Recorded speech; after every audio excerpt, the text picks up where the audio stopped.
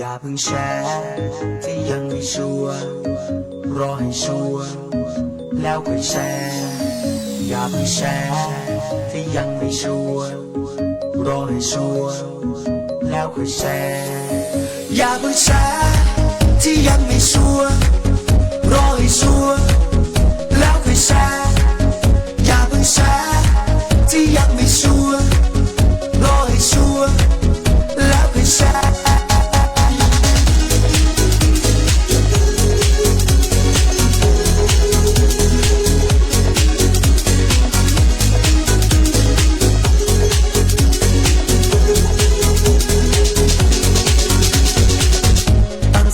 ก่อนแชร์ข่าวถ้ามันไม่จริงแล้วจะเป็นเรื่องราวทั้งเขาและคุณและใครต่อใครพากันเข้าใจจนเป็นเรื่องอ้าวจงเช็คที่มาของข่าวคนเขียนเป็นใครที่มาบอกเราเพจปลอมหรือเปล่าเพราะสมัยเนี่ยมันมีเยอะแยะคนมองแชร์ที่ยังไม่ชัวร์รอให้ชัวร์แล้วค่อยแชร์อย่าเพิ่งแชร์ที่ยังไม่ชัวร์รอให้ชัวร์แล้วค่อยแชร์เสพสื่ออย่างสร้างสรรค์รู้เท่าทันสถานการณ์เสพสื่อที่หลากหลายเป็นความจริงสร้างภูมิคุ้มกันอย่าเพิ่งแชร์ที่ยังไม่ใช่ดูดีๆว่าจริงหรือไม่หากว่าชัวร์ก็แชร์ได้ถ้าเช็คแล้วจริงก็แชร์ได้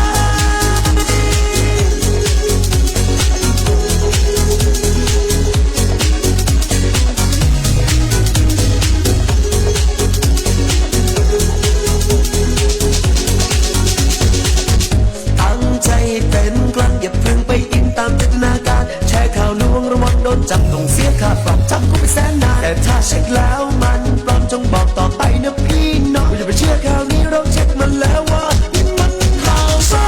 รที่ยังไม่ชัวร์รอให้ชัวร์แล้วค่อยแชร์อย่าต้องแชร์ที่ยังไม่ชัวร์รอให้ชัวร์แล้วค่อยแชร์เสพสื่ออย่างสร้างสรรค์รู้เท่าทันสถานการณ์เสพสื่อที่หลากหลายเป็นความจริงสร้างภูมิคุ้มกันอย่าเพิ่งแชร์ที่ยังไม่ใช่ดูดีๆว่าจริงหรือไม่หากว่าชัวร์ก็แชร์ได้ถ้าเช็คแล้วจริงเสพสื่ออย่าสร้างสรรค์รู้เท่าทันสถานการณ์เสพสื่อที่หลากหลายเป็นความจริงสร้างภูมิคุ้มกันอย่าเพิ่งแชร์ที่ยังไม่ใช่ดูดีๆว่าจริงหรือไม่หากว่าชัวร์ก็แชร์ได้ถ้าเช็คแล้วจริงก็แชร์ที่ยังไม่ชัวร์รอให้ชัวร์แล้วค่อยแชร์อย่าเพิ่งแชร์ที่ยังไม่ชัวร์รอให้ชัวร์แล้วค่อยแชร์อย่าเพิ่งแชร์ที่ยังไม่ชัวร์รอให้ชัวร์แล้วค่อยแชร์อย่าเพิ่งแชร์ที่ยังไม่ชัวร์รอให้ชัวร์แล้วค่อยแชร์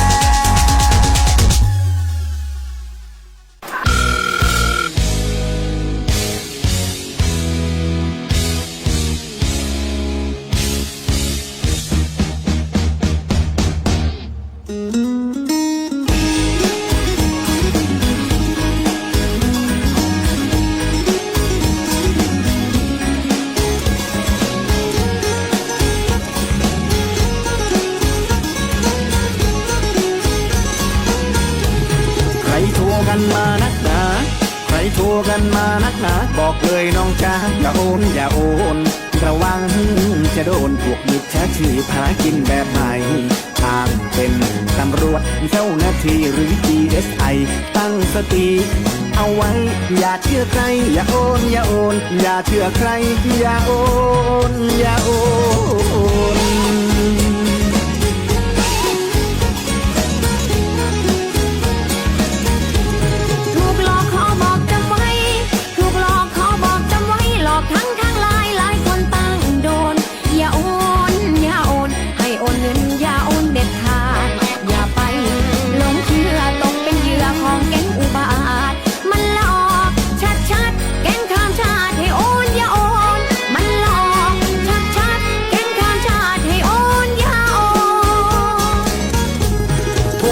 พูดจาข่มขู่บอกเลยให้รู้อย่าโอนอย่าโอนอ้างตัวเป็น DSI มีผู้เสียหายก็ต่างคนต่างโดนส่งไลน์ให้เราได้เห็นแถมยังเขี้ยวเข็นให้เรารีบโอนอ้างตัวเป็นเจ้าหน้าที่เป็นบุรุษไปรษณี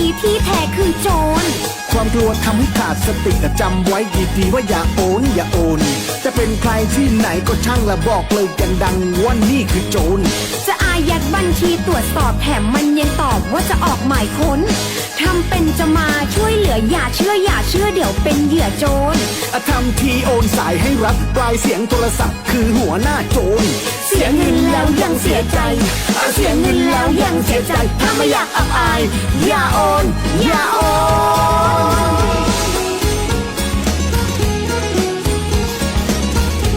จะโอนเงินให้ใครจำไว้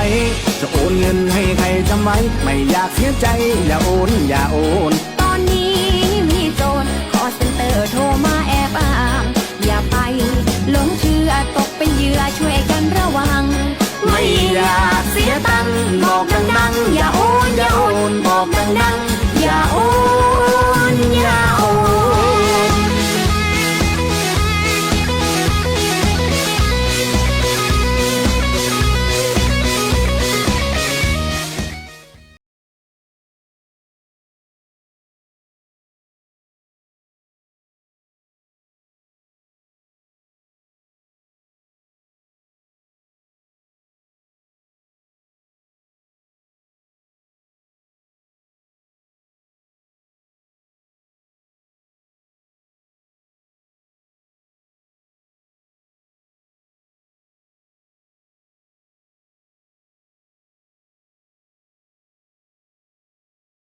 ต้อนรับคุณผู้ฟังเข้าสู่รายการมองเชียงใหม่ทางสถานีวิทยุกระจายเสียงแห่งประเทศไทยจังหวัดเชียงใหม่ FM 93.25 เมกะเฮิรตซ์ FM 98.0 เมกะเฮิรตซ์และช่องทางออนไลน์ค่ะ Facebook Live ที่เพจสวทเชียงใหม่ PRD ค่ะออนแอร์ออนไลน์ทำงานคู่ขนานกันในช่วงเช้าวันนี้นะคะวันพฤหัสบดีที่12เดือนมิถุนายนพุทธศักราช2568ค่ะอยู่กับเรา2คนทีมข่าวสวทเชียงใหม่ดิฉันดารุณีเมฆสุวรรณค่ะผมคมสันต์ คบงครับมารายงานตัวกันแล้วนะคะเช้าๆแบบนี้มาพร้อมกับบรรยากาศหลังฝนตกหนักเมื่อคืนนี้ ใช่ไหมเมื่อวานนี้เนี่ยเห็นโอ้โหในตัวเมืองเชียงใหม่เขาบอกว่าฝนถล่มเลยเป็นยังไงคุณกลับไปหรือยังเมื่อวานนี่กลับไม่ทันค่ะติดฝนเหรอคะเป็นยังไงคะครับกว่าจะกลับก็โอ้เมื่อวานนี้ตกเหมือนกับฟ้ารั่วเนาะมืดฟ้ามัวดินเลยใช่ไหมเขาบอกว่าอย่างโซนกัดก้อมไม่รอดมีน้ำขังรอระบายแต่แป๊บเดียวขังแป๊บเดียวนะคะแล้วก็ทางสีปิงเมืองก็เขาบอกว่าเครื่องสูบน้ำทำงานเต็มที่เลยรอบนี้ทางสีปิงเมืองทางกัดก็ไม่ห่วงเท่าไหร่ไม่ห่วงเหมือนทางลอดภาค5เพราะว่าตรงนั้นน่ะบางทีพอถ้าเจ้าหน้าที่มาช้ามากั้นแผงเหล็กช้าเนี่ยมันไม่ทันมันพอมันเข้าไปแล้วกว่ามันจะกลับรถได้เลยไม่ได้เข้าแล้วกลับไม่ได้ไปไม่ถึงใช่ครับเป็นแบบนี้นี่เองโดยเฉพาะรถเล็กเมื่อวานนี้อย่างที่คุณเทียบถามผมเนี่ยเมื่อวานติดฝนอยู่ที่นี่ผมออกจากที่นี่ไปเกือบ6 โมงเย็นนะครับ6 โมงเย็นเนี่ยที่นี่ยังตกนะครับแต่ว่าพอขับไปเนี่ยเลยจากที่ทำงานเราเนี่ยเกือบถึงแยกช้างคลานเนี่ยเกือบถึงแยกแสงตะวันเนี่ยฝนไม่มีแล้วนะครับแต่ว่าน้ำเนี่ยมันท่วมถนนนะครับตั้งแต่แยกเรียกว่าแยกละแกงที่ตัดตรงเนี้ยที่หน้าบ้านเราเนี่ยยาวไปจนถึงนู่นเลยก่อนถึงแยกแสงตะวันเป็นห่วงเมื่อวานเนี่ยเห็นรถเขาเรียกว่ารถ EV รถไฟฟ้าพอขับเข้ามาแล้วดูแล้วคือพอเราเป็นรถน้ำมันเนี่ยก็จะไม่นี่เท่าไหร่แต่ว่าพอรถไฟฟ้าเขาก็พยายามจะถอยนะครับเขาพยายามจะถอยแล้วก็ไม่มีจุดกลับรถมันค่อนข้างที่ยากนิดนึงนะก็ต้องฝากว่าท่านไหนที่อาจจะใช้รถยนต์ไฟฟ้านะครับช่วงนี้น้ำอาจจะรอระบายอย่างที่บอกไปนะครับอาจจะช้านิดนึงแต่ว่าผมว่าน่าจะเลี่ยงทางแยกที่มันอาจจะมีน้ำท่วมเพราะว่าเป็นห่วงเลยว่าเพราะรถมันอาจจะเตี้ยหรือว่ามีระบบเป็นระบบไฟฟ้าอะไรอย่างเงี้ยเนาะใช่ครับถ้าคนขับในเมืองเป็นประจำเนี่ยก็น่าจะพอรู้เส้นทางว่าถ้าฝนตกขนาดนี้ไปทางไหนอาจจะเจอน้ำขังในระดับที่แบบสูงรถผ่านไปได้ยากอะไรอย่างเงี้ยนะคะพอตกหนักตรงเส้นเนี้ยอย่างที่ผมบอกไปเส้นที่จากแยกละแกงเนี่ยไปถึงเกือบถึงแยกแสงตะวันเนี่ยเส้นหลังเนี่ยนะฮะผ่านสุสานช้างคลานเนี่ยน้ำเกือบ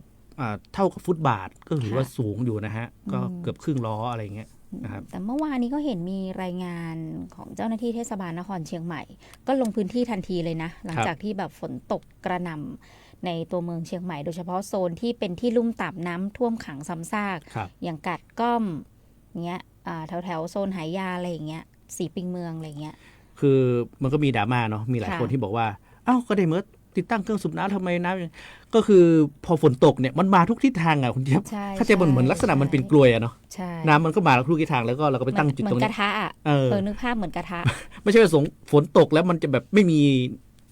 น้ำท่วมขังมันก็มีแต่อาจจะคือต้องใช้เวลาในการให้น้ำไหลไปนิดนึงใช่ครับบางทีน้ำมันมาเร็วมาเยอะแล้วจังหวะมันสวนทางกับการแบบไหลไปอ่ะมันไหลไม่ทันอ่ะมันก็อาจจะมีขังบ้างแต่ก็แป๊บเดียวครับแป๊บเดียวแต่เมื่อวานเนี่ยอย่างที่บอกไปคือฝนมันตกหนักมันเหมือนแบบตกอยู่กระจุกเดียวอ่ะอยู่ทนตัวเมืองอ่ะแป๊บเดียวตอนแรกเราก็มองตอนสักประมาณสัก4 โมงหรือว่า4 โมงครึ่งก็ออกไปดูข้างนอกมองไปทางทิศใต้ไปทางสันปะตองหางดงเนี่ยมืดครึ้มแล้วอ้อมมาทางสังกำแพงอ้อมมาทางเนี่ยฮะผมคิดว่าน่าจะในเมืองมันน่าจะไปตกที่ไหนได้แป๊บเดียวเองไม่ถึงชั่วโมงโอ้โหลงซะแบบตอนคุณเจี๊ยบออกไปตอนออกไปเนี่ยเจอฝนเนี่ยฮะตอนสัก4 โมงกว่ายังไม่เจอเม็ดฝนแต่เจอเมฆฝนคือมืดทะมึนมาจากทางหางดงเลยค่ะคุณนั่นแหละฮะที่ผมมาจากบ้านผมบอกออกไปแต่ฝั่งนู้นน่ะมืดมากนะครับไม่แน่ใจว่าทางสันปะตองหางดงเนี่ยฝนตกเยอะไหมนะฮะแต่ว่าตอนที่ไปตอนที่กลับบ้านเนี่ยประมาณสัก5 โมงกว่าเนี่ยเมฆฝนมา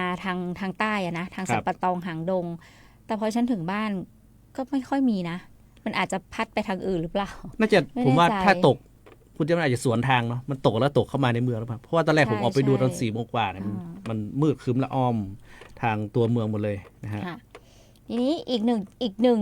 ประเด็นที่หลายๆคนเป็นห่วงก็คือเรื่องของระดับน้ำปิงโดยเฉพาะที่จุด P1 เมื่อวานนี้ก็มีประเด็นคำถามเรื่องนี้ในสื่อโซเชียลเหมือนกันนะคะที่เห็นมีการโพสต์เรื่องของน้ำท่วมขังรอระบายตามจุดต่างๆแล้วก็มีคนคอมเมนต์เนี่ยมาถามเรื่องของระดับน้ำปิงโดยเฉพาะที่จุด P1 สะพานนวรัตน์ซึ่งเป็นจุดที่หลายๆคนเป็นห่วงแล้วก็กังวลว่าถ้าระดับน้ำมันสูงเนี่ยมันจะเกิดเหตุเหมือนปีที่แล้วอะไรเงี้ยเพราะว่าเราเคยมีประสบการณ์เนาะก็หลายๆคนก็จะเป็นห่วงพอฝนตกหนักขนาดนี้โดยเฉพาะมีฝนตกในพื้นที่ต้นน้ำปิงอย่างทางเชียงดาวแม่แตงก็ตกค่อนข้างเยอะนะคะระดับน้ำปิงเช้านี้ค่ะขอแจ้งที่จุด P1 ก็แล้วกันเนาะ P1 สะพานนวรัตน์เนี่ยเป็นจุดที่เราเฝ้าระวังอันนี้เป็นตัวเลขเมื่อ 7 โมงเช้าที่ผ่านมาค่ะคุณผู้ฟังระดับน้ำปิงที่จุด P1 สะพานนวรัตน์อยู่ที่2 เมตร 4 เซนติเมตรนะคะยังห่างจากระดับตลิ่งระดับตลิ่งเนี่ยเยอะระดับตลิ่งที่มีการเฝ้าระวังก็คือ3 เมตร 70นะคะ3 เมตร 70 เซนติเมตรแต่เนี่ยอยู่ที่2 เมตร 4 เซนติเมตรเพราะฉะนั้นยังห่างเป็นเมตรกว่า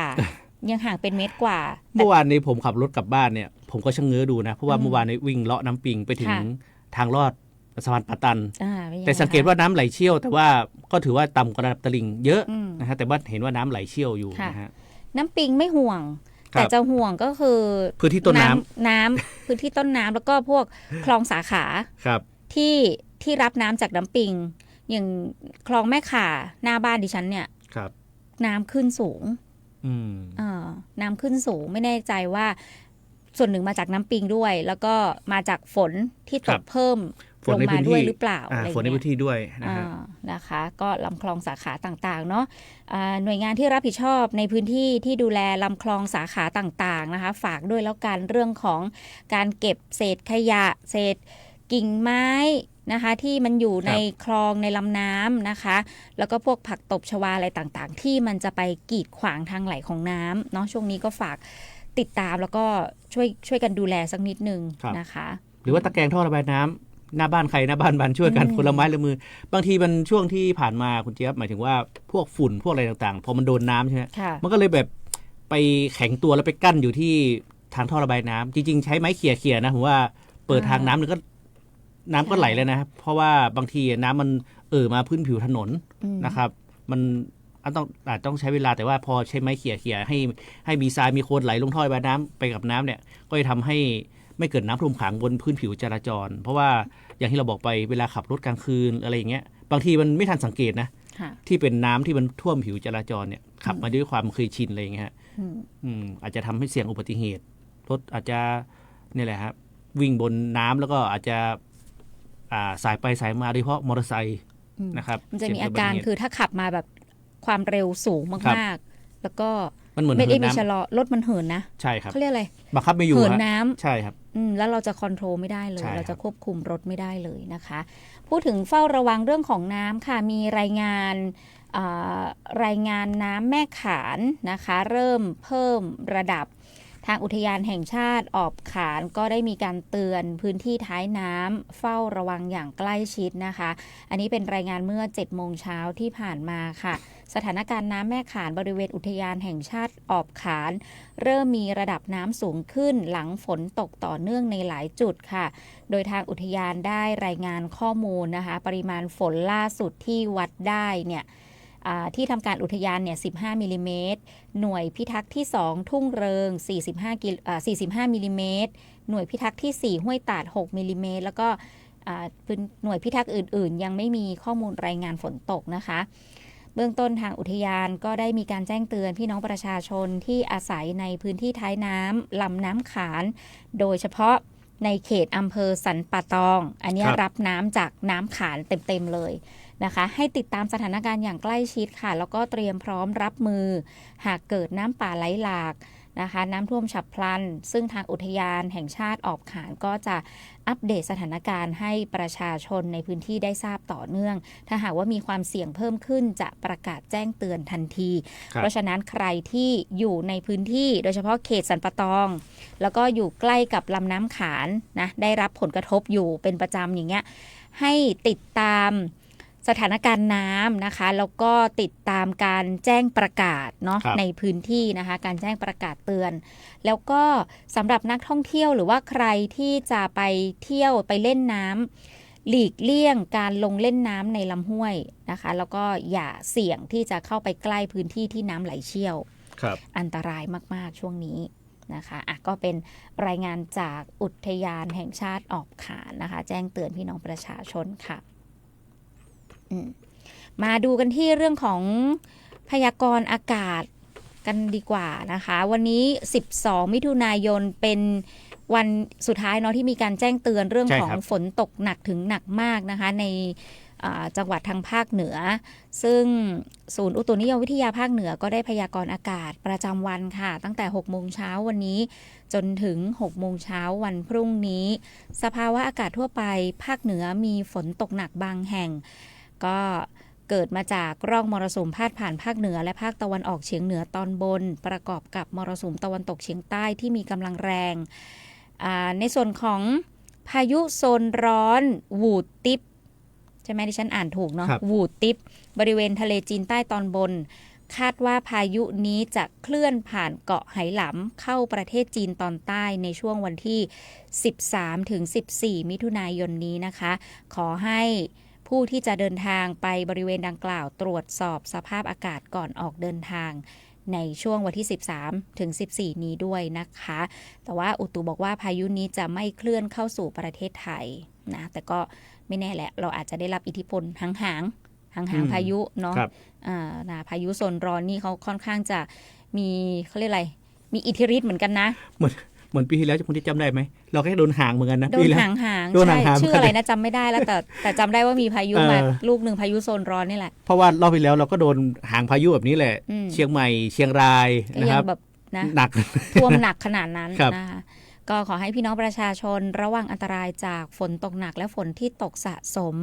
ซึ่งอาจทำให้เกิดน้ำท่วมฉับพลันน้ำป่าไหลหลากโดยเฉพาะพื้นที่ลาดเชิงเขาใกล้ทางน้ำไหลผ่านและพื้นที่ลุ่มค่ะพี่น้องเกษตรกรควรเตรียมการป้องกันและเฝ้าระวังความเสียหายที่จะเกิดต่อผลผลิตทางการเกษตรด้วยแล้วก็รวมไปถึงเรื่องของการสัญจรนะคะบนท้องถนนทั้งรถมอเตอร์ไซค์แล้วก็รถยนต์นะคะส่วนเรื่องของการคาดหมายปริมาณฝนสะสมวันนี้มีเตือนอยู่2ระดับนะคะก็คือฝนปานกลางแล้วก็ฝนหนักเรียกว่าแบ่งแบบพับเลยอ่ะคุณฝนหนักคือพาดผ่านตอนกลางของจังหวัดเชียงใหม่เราเลยนะคะแล้วก็ฝนปานกลางเนี่ยจะอยู่ที่เหนือกับใต้โซนเหนือกับโซนใต้นะคะคุณเจี๊ยบจริงๆแล้วมันแตกต่างจากเมื่อหลายวันที่ผ่านมานะส่วนมากนี่โซนกลางนี่ไม่ค่อยมีฝนเขียวนะฮะวันนี้คือโซนกลางโซนอำเภอโซนกลางของจังหวัดเชียงใหม่นี่หนักเลยนะคะคุณผู้ฟังขอแจ้งที่ฝนหนักก่อนละกันเนาะสีเหลืองเข้มนะคะ มีอำเภอแม่แตงดอยสะเก็ดแม่ออนนะคะสะเมิงแม่ริมสันทรายอำเภอเมืองหางดงสารพีสันกำแพงสันปะตองดอยหล่อกัลยาณิวัฒนาแม่แจ่มแม่วางแล้วก็จอมทองนะคะอันนี้คืออำเภอที่มีการเตือนฝนหนักนะวันนี้ส่วนที่เหลือค่ะเป็นการคาดหมายปริมาณฝนปานกลางนะคะก็จะมีแม่อายฝางชัยปราการเวียงแหงเชียงดาวพร้าวฮอดดอยเต่าแล้วก็อมก่อยค่ะอันนี้เตือนฝนปานกลางนะคะแต่ว่าภาพรวมของเชียงใหม่วันนี้เนี่ยก็จะมีฝนฟ้าคะนอง70%ของพื้นที่แล้วก็มีฝนตกหนักบางแห่งอุณหภูมิต่ำสุด24องศาเซลเซียสสูงสุด34องศาเซลเซียสค่ะครับตลอดทั้งสัปดาห์นะครับมีการแจ้งเตือนของฝนตกเนี่ยทุกวันนะครับส่วนที่ว่าจะมีฝนตกหนักนะครับ70%ของพื้นที่เนี่ยก็ตั้งแต่วันนี้นะลากยาวไปจนถึงนู่นเลยวันจันทร์เลยนะฮะส่วนวันอังคารวันพุธที่จะถึงนี้ฝนก็จะลดลงนะครับส่วนท่านใดที่จะไปท่องเที่ยวนะช่วงนี้ระมัดระวังกันด้วยนะครับซึ่งจริงๆแล้วเนี่ยเมื่อวานนี้มีการแจ้งเตือนนะครับคุณเจี๊ยบเรื่องของการปิดน้ำตกนะน้ำตกไม้สาเมื่อวานนี้นะครับก็ยังมีการประกาศปิดเนื่องจากมีฝนตกอย่างที่คุณเจี๊ยบไปคือน้ำตกไม้สาคือถ้าต้นน้ำจริงก็อยู่ที่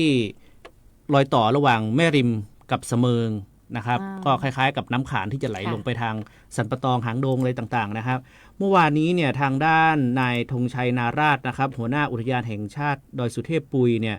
ก็ได้แจ้งนะครับปิดนะฮะน้ำตกแม่สานะครับเนื่องจากว่าเกิดฝนตกหนักนะครับเมื่อวานนี้ฝนตกสะสมในพื้นที่อุทยานแห่งชาติดอยสุเทพปุยครับทำให้น้ำป่าไหลหลากเข้าท่วมบริเวณน้ำตกแม่สาก็เพื่อเป็นการป้องกันอันตรายที่อาจจะเกิดขึ้นอุทยานแห่งชาติดอยสุเทพปุยนะครับขอปิดแหล่งน้ำตกนะฮะเป็นน้ำตกแม่สาเนี่ยนะฮะตำบลแม่แรมอำเภอแม่ริมจังหวัดเชียงใหม่เป็นการชั่วคราวในวันที่11มิถุนายน2568หรือจนกว่าสถานการณ์จะเข้าสู่ภาวะปกติทางนี้ขอแจ้งเตือนประชาชนในพื้นที่ดังกล่าวนะครับรวมถึงนักท่องเที่ยวห้ามไม่ให้ลงเล่นน้ำนะครับแล้วก็ให้เฝ้าระวังสถานการณ์ฝนตกหนักบริเวณฝนที่ตกสะสมพร้อมกันนี้ได้แจ้งเตือนประชาชนที่อาศัยอยู่ริมลำห้วยนะครับที่ไหลจากพื้นที่อุทยานแห่งชาติดอยสุเทพปุยเนี่ยเฝ้าระวังการเกิดภัยพิบัติน้ำท่วมฉับพลันน้ำป่าไหลหลากในระยะนี้ไว้ด้วยนะครับวันนี้ก็อาจจะต้องเฝ้าระวังอีกวันหนึ่งเนื่องจากว่ามีจากกราฟิกอย่างที่คุณเจี๊ยบบอกไปก็คือมีฝนถือว่ามีฝนตกหนักนะครับวันนี้โซนกลางของเราไม่ว่าจะเป็นที่กัลยาณิวัฒนาเสมิงแม่ริมแม่แตงเนี่ยนะฮะก็เดี๋ยวเราดูกันนะครับว่าจะมาเปิดได้วันไหนนะก็ถือว่าเป็นติดตามข้อมูลกันวันต่อวันนะครับวันไหนที่สถานการณ์นี้ขึ้นก็เปิดให้ปกตินะครับแต่ช่วงนี้น้ำไหลเชี่ยวน้ำป่าไหลหลากก็อย่าไปลงไปเล่นน้ำแล้วก็อยู่ใกล้แหล่งน้ำนะครับค่ะก็เตือนกันทุกวันเนาะเรื่องของฝนฟ้าอากาศนะคะช่วงเช้าๆแบบนี้เพื่อที่จะให้คุณผู้ฟังได้ติดตามข่าวสารกันค่ะคุณผู้ฟังที่ติดตามรับฟังรายการมองเชียงใหม่เรานะคะอยู่ในพื้นที่ไหนกันบ้างสามารถร่วมรายงานสถานการณ์นะฝนฟ้าอากาศฝนตกไหมน้ำท่วมหรือเปล่านะคะที่คุณผู้ฟังเราอยู่ตอนนี้นะคะว่าเป็นอย่างไรหรืออยากจะพูดคุยเม้ามอยประเด็นต่างๆได้เลยนะคอมเมนต์มาได้เลยแสดงความคิดเห็นได้เลยนะคะจะร่วมพูดคุยแสดงความคิดเห็นหรือว่าแลกเปลี่ยนกันก็ได้นะในประเด็นต่างๆที่เกิดขึ้นในจังหวัดเชียงใหม่บ้านเราแล้วก็รวมไปถึงเผื่อใครมีที่เที่ยวในพื้นที่ที่แบบอยากจะแนะนำอยากจะเปิดตัวบางคนมีที่เที่ยวในพื้นที่เยอะเลยแต่แบบ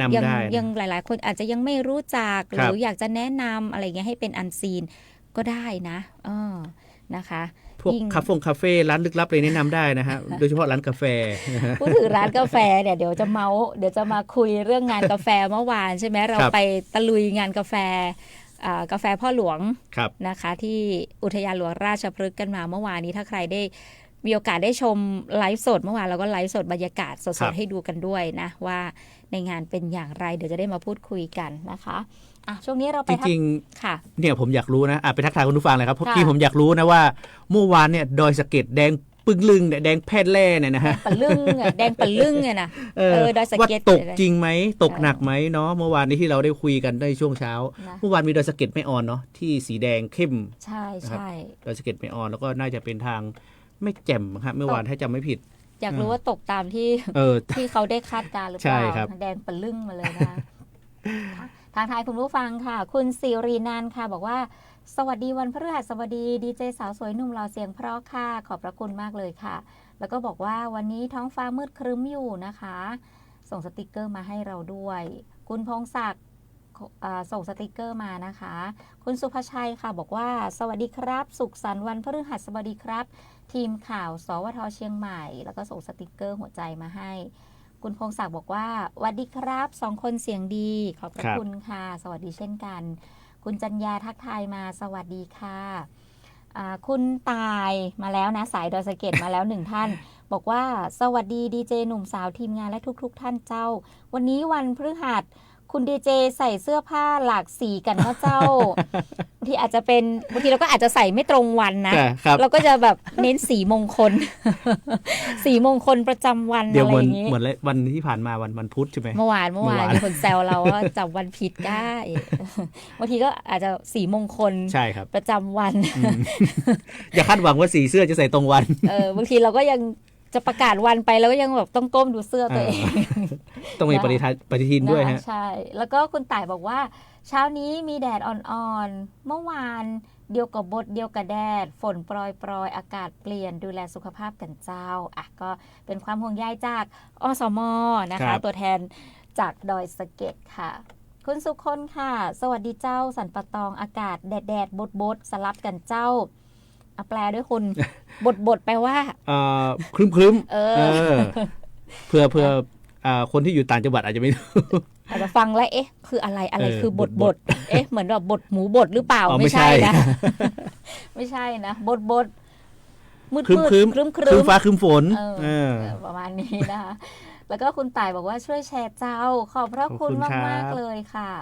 คุณสุคนบอกว่าสันปะตองตะวาฝนเริ่มตก4 โมงแรงตกยาวๆเลยเจ้าข้ามบ้านดิฉันไปได้ยังไง สันปะตองแล้วก็หางดงแล้วก็ถึงจะมาอำเภอเมืองน่ะเมื่อวานว่าแล้วเห็นฝั่งนู้นนะมืดแบบนะแต่สันปะตองน่าจะตกเพราะว่าเมฆแบบดำทะมึนมาเลยนะคะทางสันปะตองคุณสุภชัยส่งสติกเกอร์มานะคะคุณสุทธิศักดิ์บอกว่าสวัสดีครับทีมข่าวหนุ่มสาวเสียงดีขอบพระคุณค่ะเช้านี้แม่ริมแดดอ่อนๆฝนลดลงพายุวูติ๊บไม่เข้าไทยรอดไปแต่โดนห่างๆก็คงมีบ้างครับก็ต้องดูที่ทางลมอีกแหละว่าเขาจะเปลี่ยนทิศทางด้วยหรือเปล่านะคุณพระเครื่องส่งสติกเกอร์มาทักทายนะคะลุงแปะบอกว่าสวัสดียามเช้าดีเจจอดีเจคอสอ ชุ่มฉ่ำแดดอย่างแดดพลุโผล่แถมยุงลายใช่ช่วงนี้นะฮะระวัดระวังกันด้วยนะครับสำรวจในบ้านตัวเองนะคุณผู้ฟังต้องรออสม.ไม่ต้องรอครับต้องรอเจ้าหน้าที่รพสต.เจ้าหน้าที่สาธารณสุขเด้อจะได้ช่วยแบ่งเบาภาระให้กับเจ้าหน้าที่ด้วยในบ้านเรากะโหลกกะลาอะไรที่ตอนเนี้ยช่วงหน้าร้อนหน้านี้ที่ผ่านมายางรถยนต์กระถางรองกระถางที่รองกระถางต้นถาดที่รองกระถางต้นไม้หรือจุดเล็กๆคุณที่หลายๆคนมองข้ามก็คือพวกกองขยะที่มันจะเป็นแบบพลาสติกที่มันวางอยู่ในลักษณะเหมือนแอ่งเล็กๆนิดเดียวมันก็ขายได้ใช่แล้วน้ำมันไปขังนิดเดียวแค่นั้นโอ้โหยุงชอบเลยนะอย่างนั้นพวกไม้ดอกไม้ประดับเลยนะพี่เจี๊ยบไม้ดอกไม้ประดับที่เขาเรียกว่ายังไงที่มันอาจจะมีแบบอ่องขาล่องอ่องขาล่องแปลกรรมจะบอกว่าไงดีมีแอ่งเล็กๆในใบ ก็เป็นแหล่งเผ่าพันธุ์อยู่เพราะว่าตอนนี้ยุงมันไม่ต้องรอ7 วันเพราะว่าแป๊บเดียวเองนะครับอากาศแบบ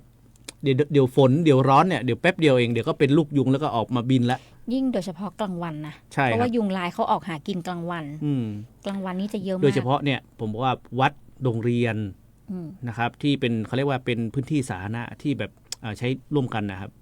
โดยเฉพาะโรงเรียนเด็กที่ไปโรงเรียนตอนกลางวันนะครับช่วงนี้ก็จะเห็นหลายๆท้องถิ่นที่ออกรณรงค์เรื่องของยุงไข้เลือดออกแล้วก็มีการไปฉีดพ่นสารเคมีแต่จริงๆจะบอกว่ามันแก้ที่ปลายเหตุนะการไปฉีดพ่นสารเคมีแต่ไม่ทำก็ไม่ได้เอาง่ายๆเลยเริ่มจากตัวเราใช่นะคะคุณพระเครื่องทั่วไทยบอกว่าสวัสดีมีความสุขยามเช้าครับทุกท่านแล้วก็รายงานอากาศจากนครศรีธรรมราชเช้านี้มืดฝนมากๆครับอีกไม่ช้าไม่นานคงตกครับผมอีกไม่ช้าไม่นาน แป๊บเดียวนะฮะ แป๊บเดียวคุณสมชายค่ะส่งสติกเกอร์มานะคะทักทายคุณน้อยสุปราณีส่งสติกเกอร์มาคุณสุทธิศักดิ์บอกว่าอยากไปงานกาแฟได้ยินน้องเจี๊ยบเล่าอยากกินกาแฟเลยไปฮะต้องไปค่ะต้องไปเลยถ้าอยู่ใกล้ว่าแนะนำให้ไปนะใช่คุณป้าพันนีค่ะบอกว่านอนฟังฟ้าลายคืออันอย่างเจ้านอนฟังฟ้าลายฝนอ้อยหรือเปล่าฝนตกกับฟ้าลายแม่นเจ้าเหมือนข้าเจ้าสีมงคลคุณต่ายบอกเห็นไหมใส่เสื้อสีมงคลบางทีอาจจะไม่ตรงวันแต่เราก็แบบสายมูนะคะป้าพันนีบอกว่าฝนตกตอนแรงดอยสะเก็ดเมื่อวานนี้ตกจริงๆเห็นไหมก็ดูแล้วเมื่อวานในดิผมบอกไว้มืดครึ้มนี่อ้อมตัวเมืองเชียงใหม่เลยค่ะคุณโสพลค่ะส่งสติกเกอร์มาป้าพันนีบอกว่ากลางคืนมันมาหันยุงกลางคืนมันมาหันยุงแต่ก็เลยจะได้ยินเสียงไงหรือเป็นงั้นก็ลุยทีคือคันแล้วอ่ะมันกัดแล้วนะแต่กลางคืนส่วนใหญ่จะเป็นเขาเรียกยุงลำคาญถ้ายุงลายเขาจะออกหากินกลางวันนะคะช่วงกลางวันเนี่ยต้องเฝ้าระวังดีๆเนาะก็เตือนละกันเนาะเรื่องของแหล่งเพาะพันธุ์ลูกน้ำยุงลายในช่วงนี้นะในช่วงที่มีฝนตกแบบนี้เดี๋ยวมาทักทายเพิ่มเติมนะคะถ้ามีเพิ่มเติมค่ะไปกันที่เดี๋ยวก่อนไปข่าวสารไปที่สิ่งดีๆจาก PEA กันก่อนเนาะ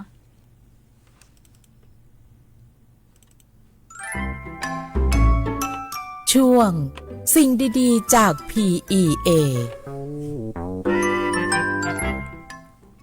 สำหรับสิ่งดีๆจาก PEA วันนี้นะครับวันนี้มาพูดกันถึงเรื่อง5พฤติกรรมเสี่ยงอย่ามองข้ามนะครับเพราะอาจเป็นสาเหตุให้เกิดไฟฟ้าลัดวงจรนะครับไฟฟ้าลัดวงจรนะครับเป็นกระแสไฟฟ้าที่ไหลผิดปกติจากการใช้งานและการชำรุดของอุปกรณ์ทำให้เกิดความร้อนจนเป็นสาเหตุของไฟไหม้นะครับ5พฤติกรรมเสี่ยงนะครับได้แก่1ครับปลั๊กพ่วงนะใช้ปลั๊กพ่วงกันหลายๆต่อนะครับเสียบต่อๆกันเนี่ยหลายๆชั้นหลายๆสายนะครับหลายๆอันนะครับก็เป็นพฤติกรรมเสี่ยง2การที่จะถอดปลั๊กเนี่ยโดยวิธีการดึงการกระชากสายไฟนะครับก็มีโอกาสเสี่ยงทำให้ไฟฟ้าลัดวงจร3การใช้ไฟฟ้า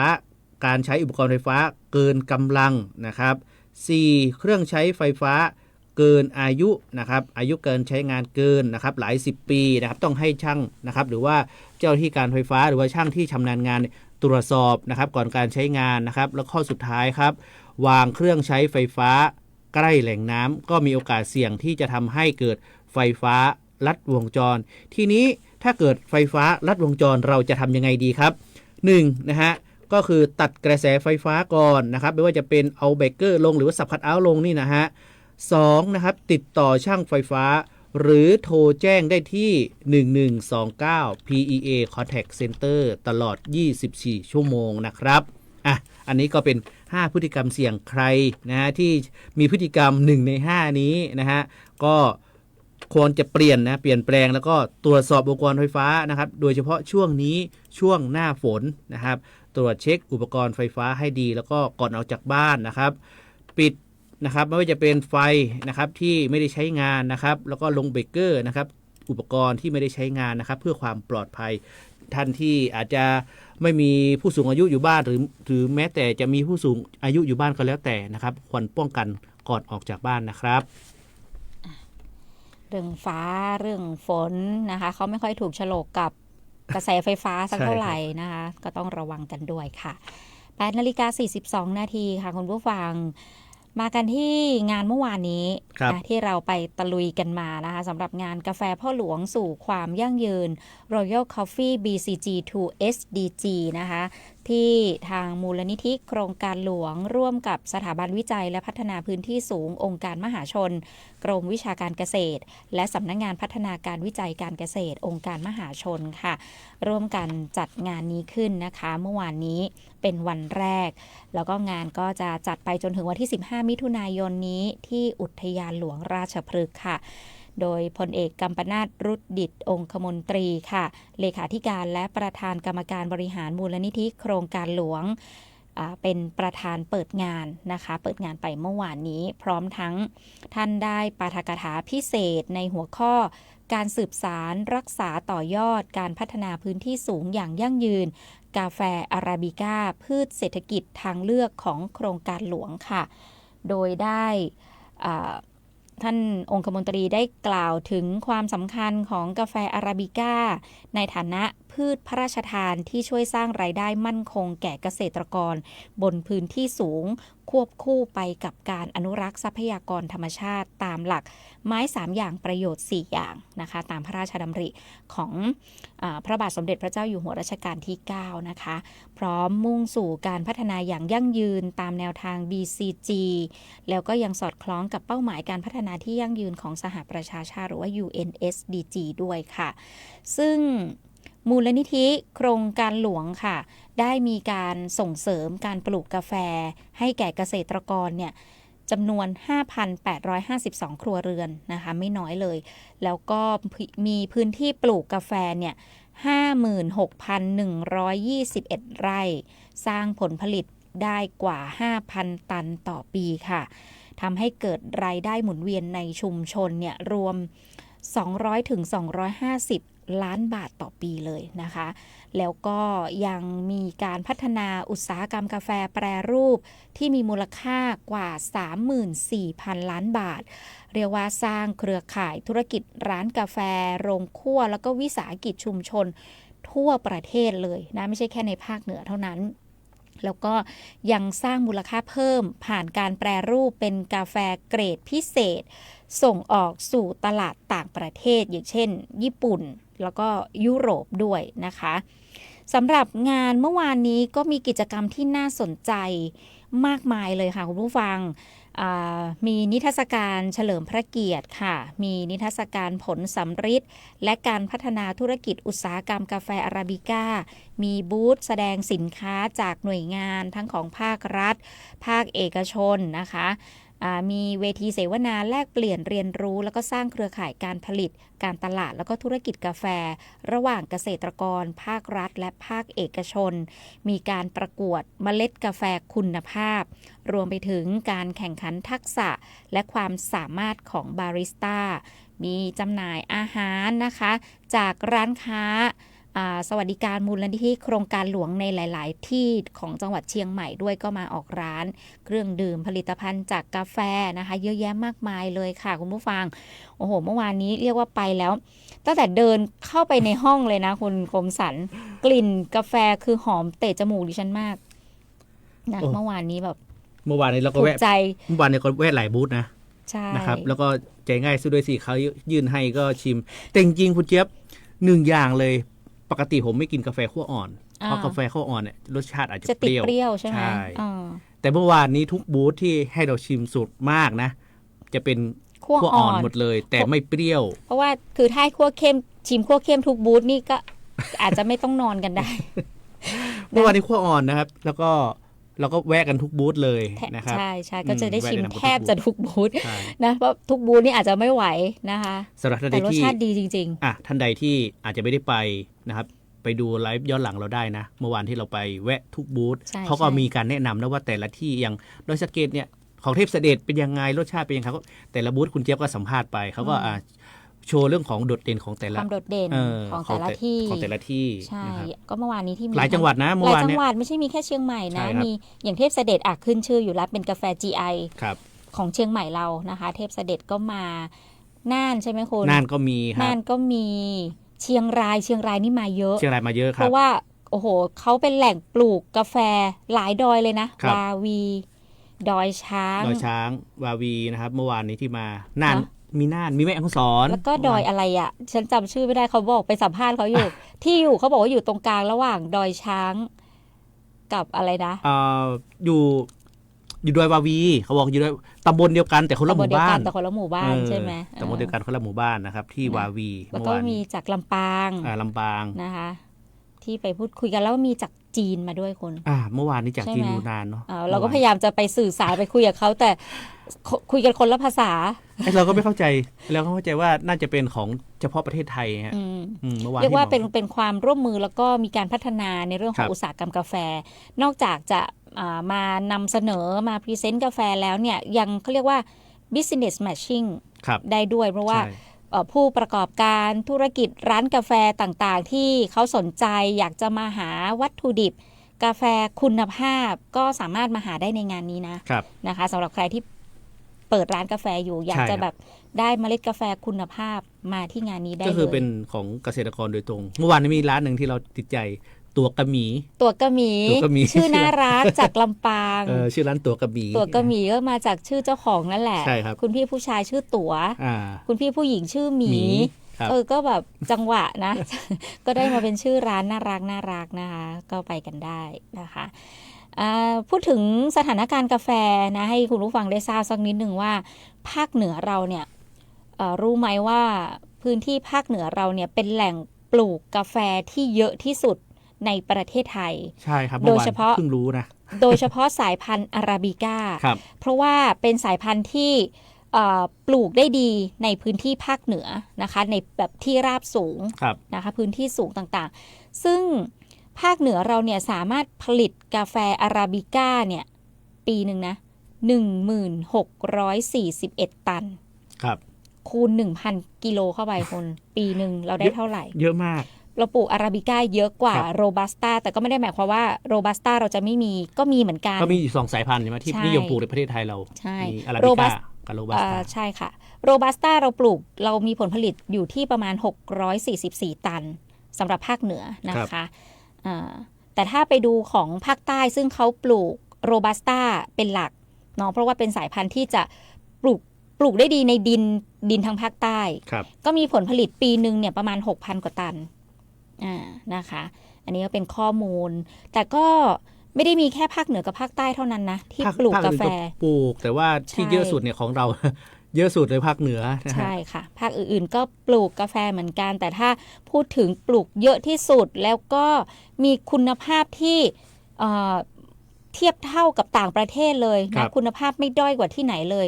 ต้องกาแฟอาราบิก้าของภาคเหนือเรานี่แหละนะคะแล้วก็เราก็ส่งออกไปในหลายๆประเทศด้วยนะคะอย่าลืมไปกันได้งานนี้นะคะงานมีไปจนถึงวันที่15วันอาทิตย์นี้แล้วก็ก่อนเข้างานนะสแกน QR code เข้างานฟรีเพราะว่าอุทยานหลวงราชพฤกษ์ปกติเขาจะต้อง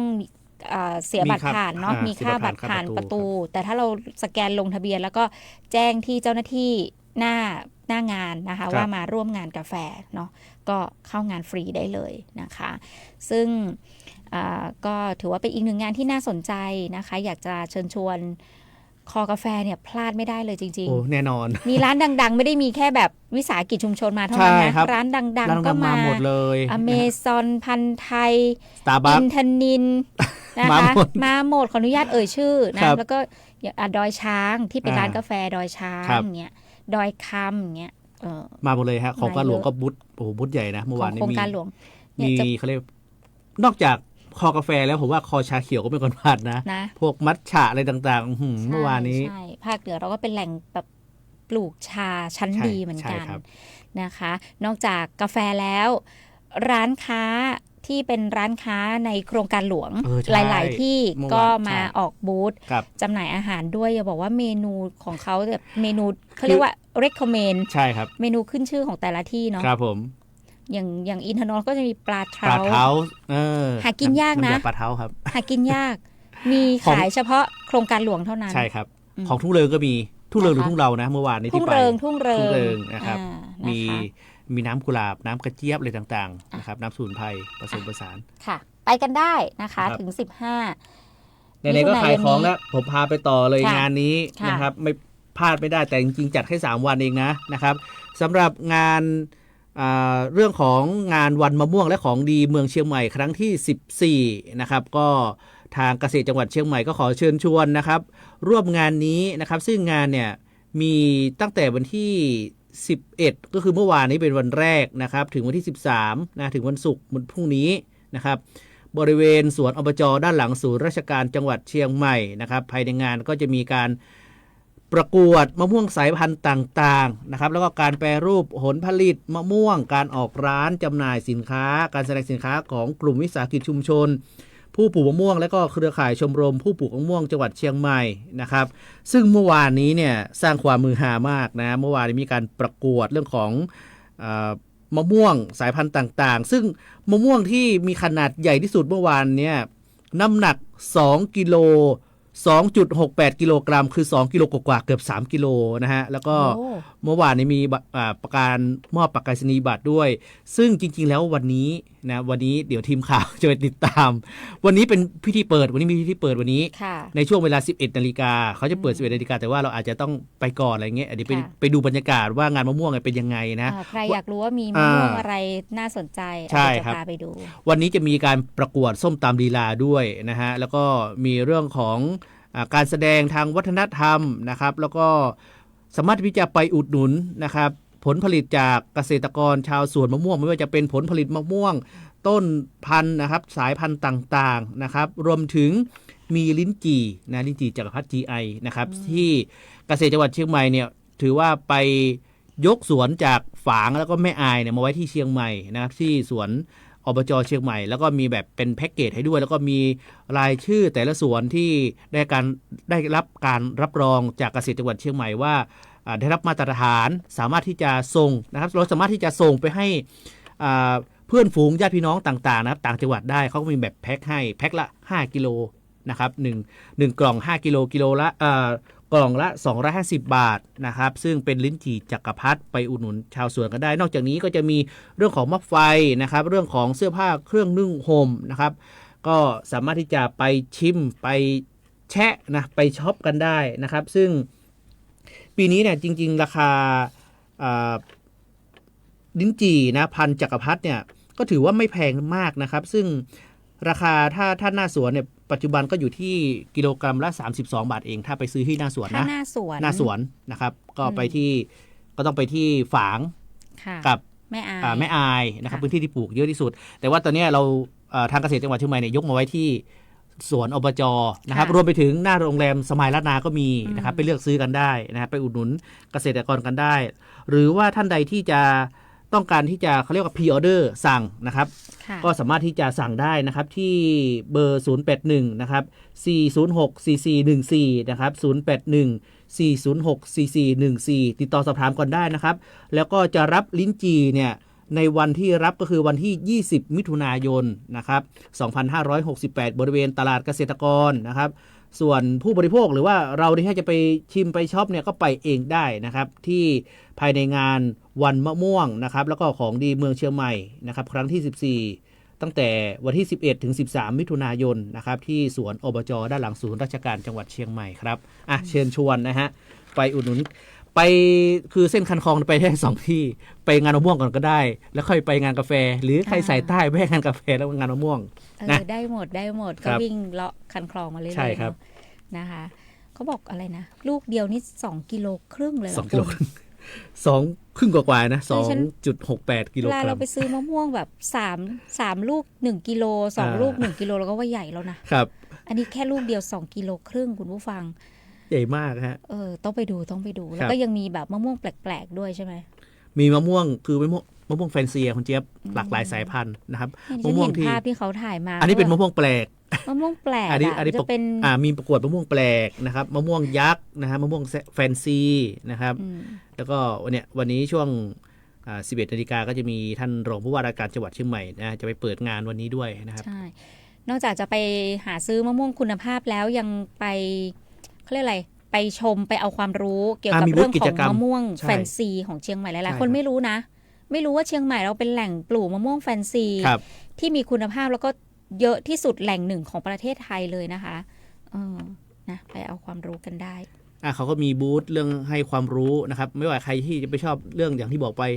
แต่งกิ่งตอนกิ่งนะครับการดูแล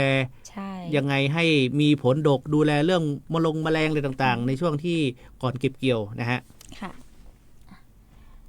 8 นาฬิกา คุยไปคุยมาเมาส์เพลินนะคะอีกข่าวน่าจะไม่ทันแล้วล่ะครับนะไปทักทายคุณผู้ฟังเพิ่มเติมละกันนะคะมีคุณโมนะคะบอกว่าฟังในรถเจ้ากำลังเดินทางไปพบผู้ฟังดอยหล่อทีมฝ่ายรายการวันนี้นะคะนำโดยท่านผอ.สุพินจินดาหลวงค่ะผอ.สท.เชียงใหม่วันนี้ก็นำทีมเจ้าหน้าที่ของเราลงพื้นที่ไปพบปะกับแฟนรายการกับผู้ฟังนะคะไป ไปที่ดอยหล่อเนาะวันนี้ที่วัดปากทางเจริญเด้อท่านผู้ฟังท่านใครอยู่แถวๆนั้นเนาะไปรอชมรอพบปะกับทีมงานเราได้ไปดูดีเจตัวเป็นๆดีเจพี่เก่งก็ไปตัวเป็นๆใครที่บอกว่าฟังพี่เก่งตั้งแต่เด็กจนตอนนี้มีหลานแล้วอะไรมีหลานแล้วไปดูดีเจตัวเป็นๆได้นะที่วัดปากทางเจริญนะฮะดอยหล่อจับได้ยุบได้เซลฟี่ได้นะคะไป2ที่นะวันนี้ใช่ครับไปที่สันทรายอีกที่หนึ่งนะฮะค่ะที่สายสันทรายนะรอเจอกับทีมดีเจเราได้ช่วงบ่ายนะฮะสันทรายช่วงบ่ายครับคุณมีเพื่อนเป็นคนดีบอกว่าสวัสดีครับพี่ดารุณีและพี่คมสารได้ไปงานมะม่วงหรือยังครับนี่แหละเดี๋ยวจะไปเดี๋ยววันนี้จะไปนะคะไปดูบรรยากาศแล้วก็เอามาเล่าให้ฟังลุงแป๊ะบอกว่าผมก็เข้าใจว่าเป็นงานกาแฟพ่อหลวงบ้างบัจใจกาแฟพ่อหลวงก็คือในหลวงรัชกาลที่9ค่ะนะคะเป็นชื่อเรียกที่เราเรียกกันนะคะแซวนะคุณมีเพื่อนเป็นคนดีบอกว่าวันที่11ถึง13มิถุนายนอันนี้งานวันมะม่วงนะแล้วก็ไม่รู้ว่ามีมะม่วงสายพันธุ์ลืมผัวหรือยังน่าจะยังไม่มีเด้อเหมือนเข้ามีก็เข้าลืมผัวมะม่วงลืมผัวยังมามีนะคะคุณป้าพันนีบอกว่าถนนหนตั้งบาเดลไปตั้งไหนพดกันหมดเจ้าแม่นละเจ้าเนาะก็อำนวยความสะดวกเรื่องของการสัญจรนั่นเองค่ะแล้วก็หมดเวลาแล้วคุณคมสารเรา2คนคงต้องลาไปก่อนเจอกันใหม่วันจันทร์หน้าเลยนะคะวันนี้สวัสดีค่ะสวัสดีครับ